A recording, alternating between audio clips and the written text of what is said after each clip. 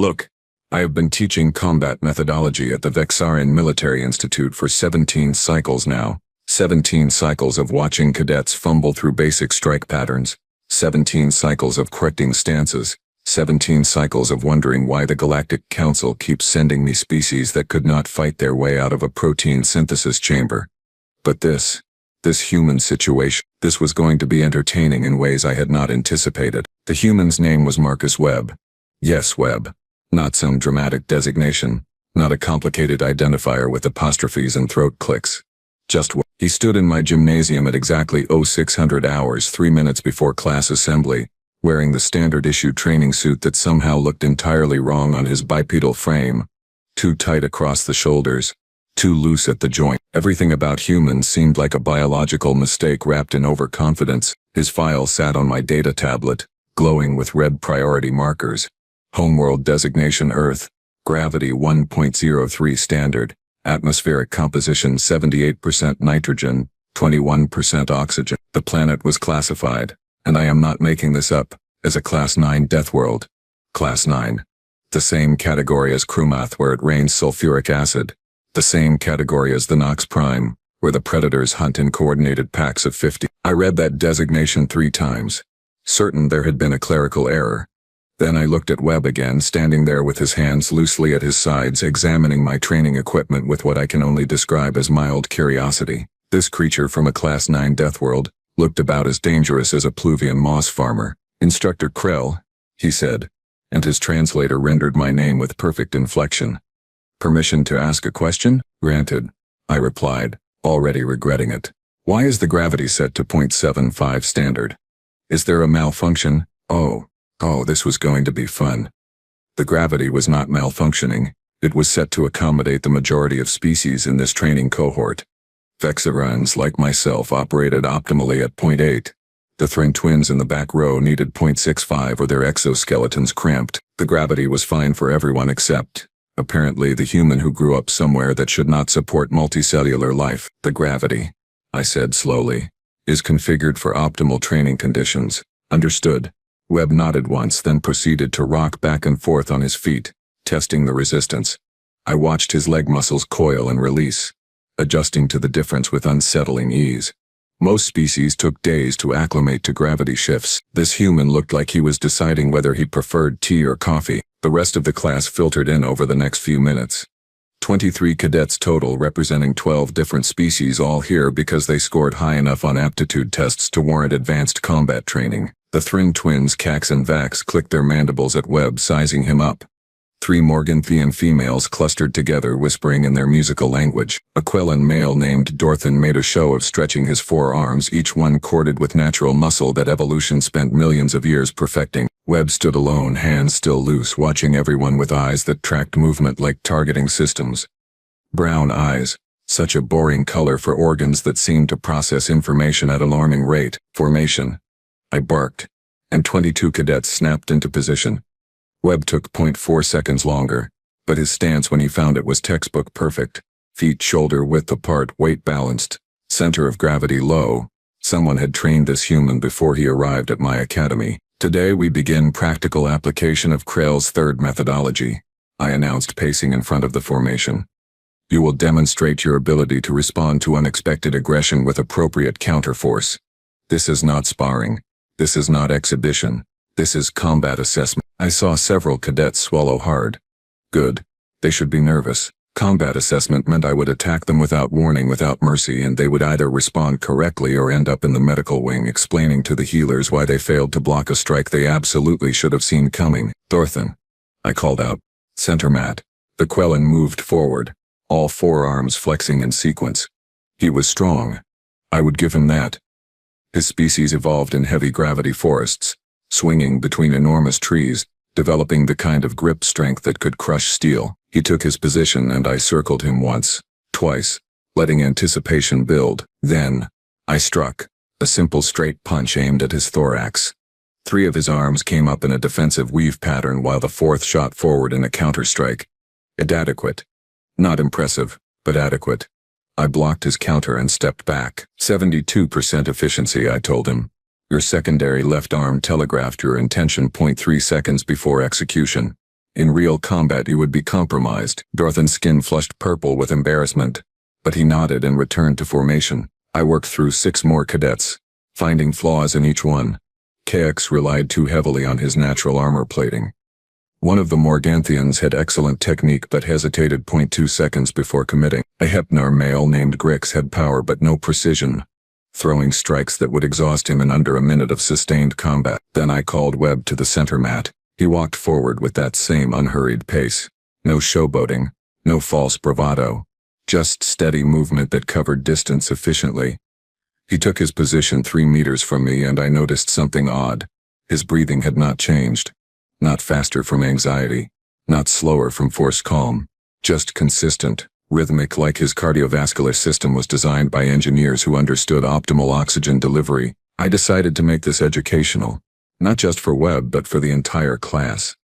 These cadets needed to understand that Death World designation or not, proper combat technique would always prevail over brute biological advantage. I would strike fast, strike hard, and demonstrate exactly why 17 cycles of teaching experience made me the superior combatant. I moved without warning, without the circling pattern I used with the others. My right hand shot forward in a throat strike that had dropped Morganthian warchiefs, the kind of blow that should have connected before Webb's primitive neural pathways could process the threat and signal his muscles to respond. Should have. His left hand came up, rotated inward, and his fingers wrapped around my wrist with enough pressure to completely arrest my forward momentum. Not blocking, not deflecting. Catch. He caught my strike like someone plucking fruit from a tree, and the kinetic energy I had put into that blow simply disappeared into his biomechanical structure. Time did a very strange thing then. It stretched out taffy-like, while my brain tried to process what my nerve endings were reporting. The human had not moved quickly. He had moved precisely. There was a difference. A critical difference that my 17 cycles of teaching experience suddenly seemed inadequate to explain. His brown eyes met mine and I saw something in them that made my secondary heart skip a beat. Not aggression, not fear, curiosity. Like he genuinely wanted to know what would happen next. Instructor Krell, Webb said, his voice perfectly modulated, perfectly calm. Has class begun? The gymnasium fell so silent I could hear the ventilation systems cycling air through the overhead ducts. 22 cadets stood frozen in formation, their various visual organs locked on the center mat where their instructor's strike was being held in place by a human who seemed entirely unbothered by the situation. I tugged my wrist experimentally. His grip did not loosen or tighten. It simply held, absolute and immovable, like my arm had been locked in a mechanical vise. My muscles strained and I felt the beginning of real resistance, not from trying to pull free but from the horrifying realization that I could not pull free, not without escalating to techniques that would be entirely inappropriate for a teaching demonstration. Release, I said quietly. Webb opened his hand immediately, stepping back to reset his stance. My wrist bore 5 small pressure marks where his fingers had been, already fading but definitely present. I rotated my joint, checking for damage, finding none but feeling the phantom sensation of that grip like an echo. The class remained silent. I had 2 options. Option 1, acknowledge what just happened and adjust my teaching methodology accordingly. Option 2, pretend this was all part of the lesson plan and maintain the appearance of control over my gymnasium. I chose option 3. Again I said. Webb tilted his head slightly, that same curious expression crossing his features. Instructor, that was the preliminary assessment. I lied smoothly. Now we test your response to sustained engagement. Defend yourself. I did not give him time to respond. I came in with a combination strike, right hand high, left hand low, both aimed at legitimate targets, both thrown with the kind of speed that should have overwhelmed his reaction time. Humans had slower neural transmission than Vexar. This was documented biological fact. Their signals had to travel farther through longer limbs. Their brains had to process visual information through primitive binocular vision. Webb's hands moved in a blur that should not have been possible for his species. He redirected my right strike with a rising forearm block that used my momentum against me, then pivoted his hips to create an angle that made my left strike pass harmlessly through empty space. I found myself off balance, overextended, and he was already resetting to neutral stance. I pressed the attack, throwing strikes in patterns I had perfected over cycles of training. Webb defended each one. Not with flashy technique, not with excessive movement, but with minimal efficiency that suggested someone had trained him very, very well. Or his species was very, very good at not dying, which given the Death World designation was becoming increasingly plausible. His counterattacks came without warning, testing strikes that forced me to defend, to move, to actually work for the first time in longer than I cared to admit. A front kick that would have collapsed my knee if I had not checked it, an elbow strike that whistled past my auditory sensors close enough to generate wind pressure. A sweep that almost took my legs out from under me. We separated, both breathing harder now, though Webb's respiration still maintained that mechanical consistency that was starting to annoy me. Sweat had appeared on his forehead, small beads of liquid that his body secreted for thermoregulation. Such a primitive cooling system, yet clearly effective enough to support extended physical exertion. Adequate defense, I managed to say. Your offense requires refinement. Understood, Instructor. Webb bowed slightly, a gesture from his homeworld that the translator did not bother converting. Should I return to formation? No. No, he should not return to formation. He should stay right here on this mat while I figured out what in the name of the Galactic Council's founding charter had just happened. But I could feel 22 pairs of various visual organs watching me, waiting to see how their instructor would handle being matched by a first-day cadet from a species none of them had ever encountered before. Return to formation, I said. We will continue individual assessments. Webb walked back to his position, and I saw several cadets lean away from him as he passed. Cax and Vax's mandibles had stopped clicking. The Morganthian females had stopped whispering. Even Dorthan, with all four of his powerful arms, looked at the human with new respect, or possibly fear. I was beginning to understand those two things might be closely related where humans were concerned. I continued the assessments, working through the remaining cadets with half my attention, while the other half kept cycling back to those 5 pressure marks on my wrist. Webb stood in formation, hands loose at his sides, watching each demonstration with that same patient curiosity. Learn analyzing, processing. The class ended at 07:30, and I dismissed the cadets with instructions to review Krell's third methodology in preparation for tomorrow's session. They filed out in small groups, talking in hushed tones, occasionally glancing back at Webb, who gathered his gear without apparent awareness of the attention. Cadet Webb, I called out before he reached the exit. He stopped, turned, approached. Yes. Instructor, your previous combat training. Where did you receive it? Earth, sir. Mandatory service at 18 standard years. I completed advanced infantry qualification before receiving my commission. Advanced infantry. I tested the words. And what does that entail on a Class 9 death world? Webb considered the question with that maddening calm. Survival training in hostile environments. Close quarters combat, weapons proficiency, strategic and tactical analysis, standard curriculum, standard. He called training that let him catch my strike standard curriculum. And how long did this standard curriculum last? 16 weeks for basic, 20 for advanced qualification, then 2 years of field deployment before I qualified for off-world academy applications. I did some quick calculations in my head. Webb was 24 standard years old according to his file. That meant he had been training for combat since he was barely an adult by human standards, in conditions that would kill most species I knew, against threats I could not begin to imagine. Dismissed, I said. Webb nodded once and left, his footfalls quiet even in the reduced gravity. I stood alone in my gymnasium, looking at my wrist, rotating the joint slowly. The pressure marks had faded completely now, but I could still feel them. Still feel that absolute certainty in his grip, that calm competence that suggested he had been holding back considerably during our exchange. My data tablet chimed with an incoming message. Academy administration asking for my preliminary assessment of the new human cadet. I stared at the blinking notification for a long moment, then began typing my response. This was going to be an interesting semester. I did not sleep well that night. This is worth mentioning because Vexarians typically have excellent sleep cycles, evolutionary advantage from our predator ancestry that allowed us to rest efficiently between hunts. But I spent 6 hours staring at my ceiling panels, replaying that moment when Webb caught my strike, analyzing the biomechanics, trying to understand how a species with documented slower neural transmission had reacted faster than I could process. The Academy database became my obsession around hour 3. I pulled every file on humans that our intelligence services had compiled. It was not much. Earth had only made official contact with the Galactic Council 8 standard years ago, and their species was still considered probationary members. Most of what we knew came from initial survey data and the handful of humans who had ventured off-world for trade or education. But there were notes. Oh, there were notes. A medical report from a Pluvian doctor who treated a human construction worker. The doctor had written, and I quote, "Patient required minor surgery for a compound fracture. Patient remained conscious and conversational throughout the procedure. Declined anesthetic. Stated the pain was manageable compared to a previous injury involving something called a motorcycle accident. I do not understand this species." A xenobiology study on human muscle fiber composition. Apparently they had a higher percentage of something called fast-twitch muscles compared to most spacefaring species, allowing for explosive power generation. The researcher noted this was likely an adaptation for pursuit, predation, and throwing weapons with lethal accuracy. Throwing weapons.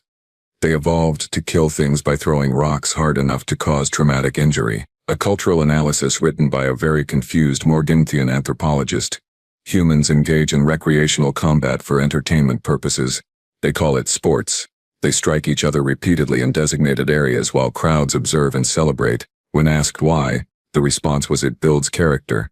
I remain uncertain what character is built by repeated blunt force trauma to the cranium. I read until my visual organs burned, then read some more. Every file painted the same picture. Humans were durable, aggressive, adaptable, and apparently viewed pain as a teaching tool rather than a deterrent. Their military history was particularly enlightening. They had been killing each other with increasing efficiency for thousands of years, developing weapons, tactics, and strategies in an endless cycle of conflict that made our own species' wars look like territorial disagreements, and we had admitted them to the Galactic Council. We had looked at this species of persistent predators from a death world and said, yes, welcome to the community of civilized spacefaring peoples. The absurdity almost made me laugh. Morning formation at 0600 found me standing in my gymnasium again, watching cadets file in. Webb arrived exactly 3 minutes early, same as yesterday, taking the same position. He nodded politely to the Thrin twins, who now gave him noticeably more space in formation. Word had spread. Of course it had. 22 witnesses to an instructor being matched by a first-day cadet. That was the kind of gossip that traveled through academy dormitories at faster-than-light speeds. I could see it in the way other cadets watched, could hear it in the whispered conversations that stopped when I entered the room. Formation. I called, and they snapped to attention. Well, 22 of them snapped. Webb settled into attention with that same efficient movement. No wasted energy, no theatrical precision. Just getting from point A to point B effectively. Today we progressed to Krell's fourth methodology, I announced. Sparring with graduated resistance. You will pair off by weight class and demonstrate practical application of yesterday's lessons. I will observe and correct. I deliberately did not pair Webb with anyone. Not yet. I wanted to watch him work with someone else first. See how he adapted his technique against different species with different advantages. Also, I was not ready to admit I needed time to develop a strategy for the second encounter we both knew was coming. The Thrin twins paired together, which made sense given they were the only ones with exoskeletons. Dorthan accepted a Morganthian female named Lyra as his partner, all 4 of his arms against her superior reach and flexibility. The others sorted themselves into reasonable matchups, leaving Webb standing alone. Cadet Webb, I said, you will observe this round. Note the techniques each pairing employs. Yes, instructor. He moved to the observation area, and I swear I felt the collective relief from several cadets who had been dreading the possibility of facing him. Smart. They were learning. The sparring began, and I circulated between pairs, offering corrections and adjustments. Cax was still relying too much on his natural armor. Lyra had improved her commitment timing but needed to work on recovery speed. A Hepnar female named Quinn showed promising aggression but poor target selection. Webb watched everything with those tracking eyes, his head turning to follow exchanges, processing multiple fights simultaneously. I caught him twice mouthing along with corrections I gave other cadets, memorizing the information, cataloging it for future application. Intelligent. They had not mentioned in the files that humans were this intelligent. Or maybe they had and I had been too focused on the Death World designation to pay attention. Rotation. I called after 15 minutes. Switch partners. New matchups. The cadets reorganized themselves and I made my decision. Cadet Dorthan. You will partner with Cadet Webb this round. Dorthan's skin flushed that purple color again, but he moved to the center mat without protest. Webb joined him, and they bowed to each other in the traditional pre-sparring acknowledgement. The Quellan stood a full head taller than the human, outweighed him by at least 40 kilograms, and had twice as many striking limbs. On paper this should not be competitive. Begin, I said. Dorthan opened with his standard combination, all four arms working in coordinated sequence to create overlapping fields of attack that were nearly impossible to defend against. Webb slipped left, ducked under a high strike, redirected a middle strike with his forearm, and somehow found the gap between attacks to deliver a sharp kick to Dorthan's lead leg. The Quellan stumbled, his coordination disrupted, and Webb pressed forward with hand strikes that forced all four arms into defensive positions. They exchanged attacks for 30 seconds. Dorthan's superior limb count versus Webb's superior efficiency, and I watched something fascinating happen. Webb was learning. Mid-fight he was analyzing Dorthan's patterns, identifying the 0.3-second telegraph I had mentioned yesterday, and timing his counters to exploit it. By the 45-second mark he was landing 2 strikes for every one of Dorthan's, and the Quellan's purple flush had deepened to almost violet. "Halt," I called. They separated, both breathing hard. Dorthan looked frustrated. Webb looked thoughtful. "Cadet Webb, your assessment of that exchange?" "Cadet Dorthan has excellent coordination between all 4 limbs," Webb said. "But his secondary left arm initiates each combination sequence 0.3 seconds before the others. Once I identified the pattern, I could anticipate his attacks and counter appropriately." Silence in the gymnasium. Every cadet had stopped their own sparring to listen. I had just told Dorthan that exact weakness yesterday, and Webb had not only remembered it, he had weaponized it in under a minute of combat. "Cadet Dorthan," I said. "Your assessment?" The Quellan worked his jaw, mandibles clicking softly. "The human is faster than he should be, Instructor. His species' neural transmission speed is documented as slower than standard, but his reactions suggest otherwise." "Adrenaline response," Webb offered quietly. "Human adrenal glands produce a hormone cocktail during stress that increases reaction time, pain tolerance, and strength output. It is temporary but significant." "You are experiencing this adrenaline response now?" I asked. "Yes, Instructor. Have been since the sparring began." "And you maintain cognitive function during this state?" "Yes, Instructor. The hormone release enhances physical capability without significantly impairing judgment. It is a standard combat response for my species, a standard combat response." Humans walked around with built-in performance enhancement that activated automatically during fights. This seemed unfair on a level I lacked the vocabulary to properly express. I rotated the pairs twice more, giving Webb different opponents with the different advantages. Against Cax, he adapted to the exoskeleton armor by targeting joints and weak points. Against Lyra, he matched her superior reach with better footwork and angle creation. Against Quinn, he absorbed her aggressive attacks and countered during her recovery phases. He won every exchange, not through overwhelming force, not through superior genetics, but through analysis and adaptation. Every opponent taught him something, and he incorporated those lessons immediately into his next engagement. By the end of class, the other cadets were exhausted. Webb was sweating more heavily than yesterday, his training suit dark with moisture, but his breathing remained controlled and his stance solid. "Dismissed," I told the class. "Review Krell's 4th methodology tonight. Tomorrow we introduce weapons familiarization." The cadets filed out in their small groups again, giving Webb even more space now. He had gone from unknown quantity to verified threat in a single training session. I saw respect in their eyes. Yes, but also wariness. They were beginning to understand what I had learned yesterday. Humans were dangerous. "Cadet Webb, remain." He stopped at the exit again, turned, approached. "That same patient walk." "Yes, Instructor." I gestured to the center mat. He followed without question, taking his position 3 meters away.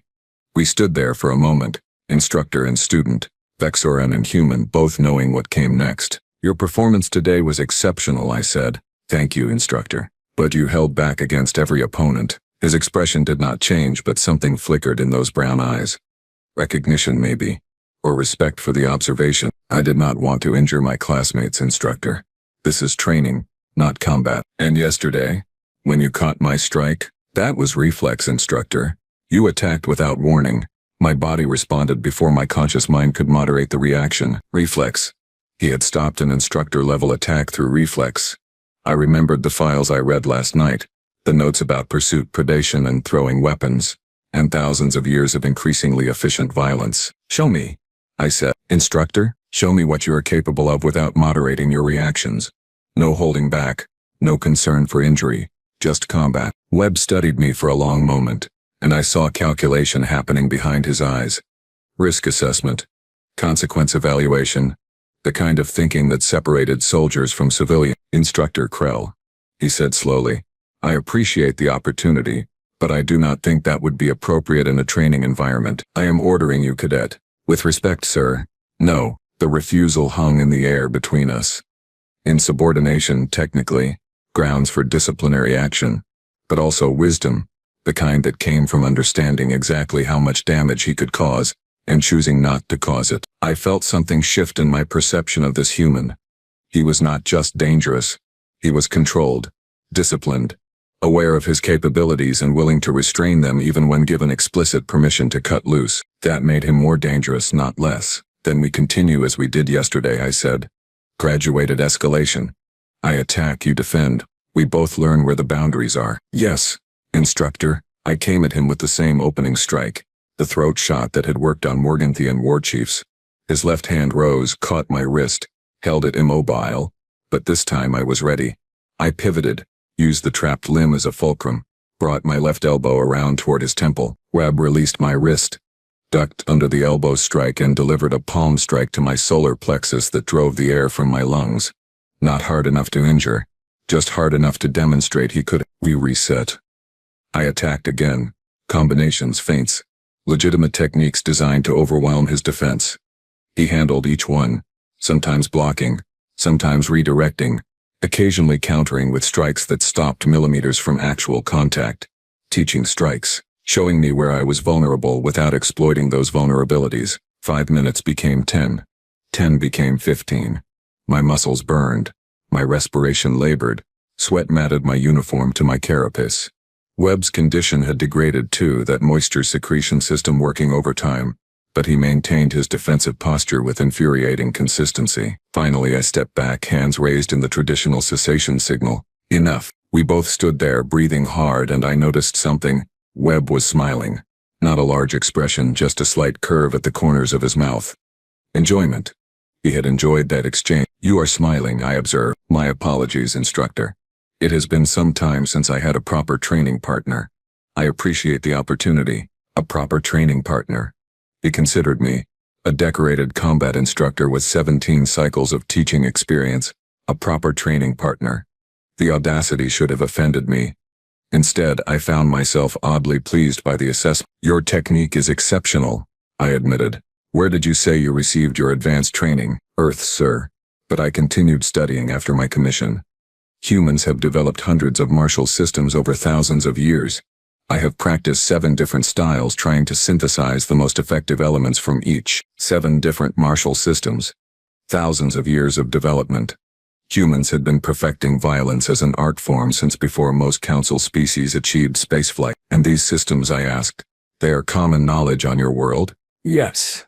Instructor, many humans study martial arts recreationally. Some schools have been teaching the same techniques for over 1,000 years, passing knowledge from teacher to student in an unbroken chain. Recreational violence study. 1,000-year-old teaching lineages, unbroken chains of increasingly efficient combat knowledge. This was the species we had admitted to the Galactic Council. I thought about those files again, about the motorcycle accidents and sports-related head trauma and all the ways humans seemed determined to injure themselves for character building. Then I looked at Webb standing patient and respectful, deadly and disciplined in equal measure. Dismissed Cadet Webb. Excellent work today. Thank you, instructor. He bowed again, gathered his gear and left. I stood alone in my gymnasium for the 2nd day in a row, rotating my wrist even though it bore no marks this time. Tomorrow we introduced weapons familiarization. Tomorrow I would see what a human could do with tools designed to extend lethal capability. I was looking forward to it. And that, perhaps more than anything else, told me exactly how much this human had already changed my understanding of combat instruction.